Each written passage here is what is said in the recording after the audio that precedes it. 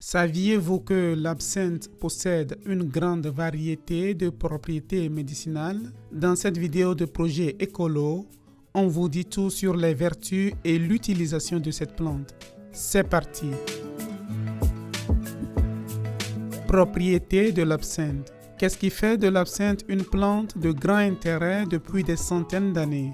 Dans la composition chimique de l'absinthe, on trouve la thuyone et le thujol, les azulènes, les caroténoïdes, les flavonoïdes, la lignine, les tanins et les vitamines.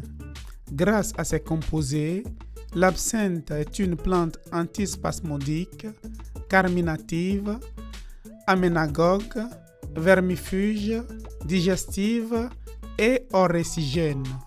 L'absinthe a également des propriétés diurétiques et cholérétiques. Voyons maintenant à quoi sert l'absinthe et comment l'utiliser. 1. C'est une plante médicinale.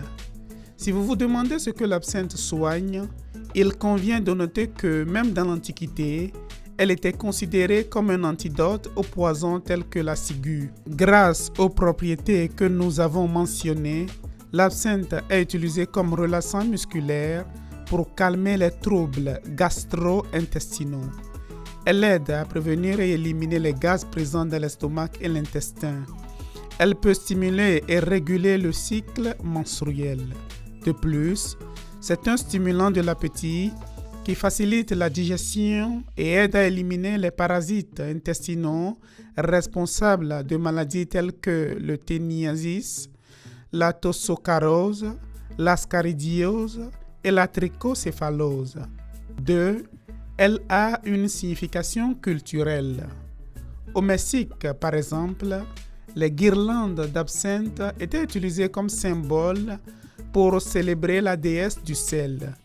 Elle est également mentionnée dans la poésie et les livres littéraires classiques tels que Roméo et Juliette de William Shakespeare. 3. C'est un insecticide.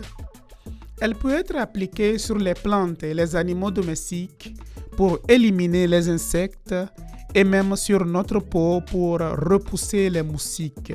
Ces feuilles séchées sont également utilisées en sachet de thé entre les vêtements pour prévenir les mites.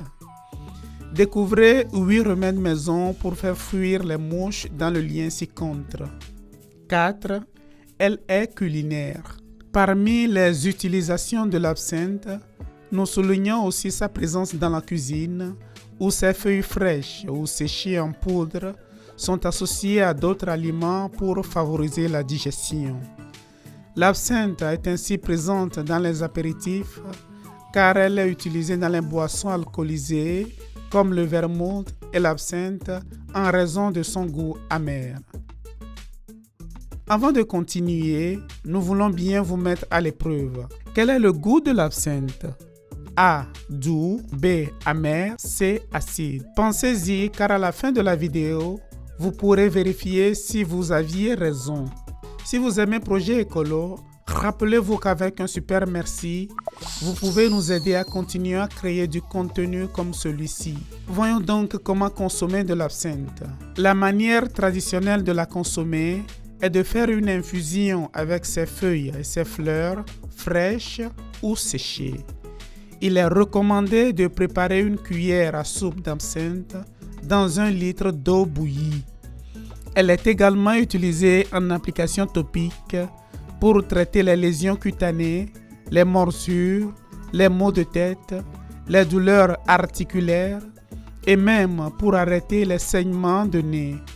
Et comme nous l'avons déjà vu, elle peut aussi être consommée dans des boissons. Les feuilles et les fleurs sont généralement utilisées. Les parties les plus hautes et les plus vertes sont récoltées et laissées sécher avant d'être consommées.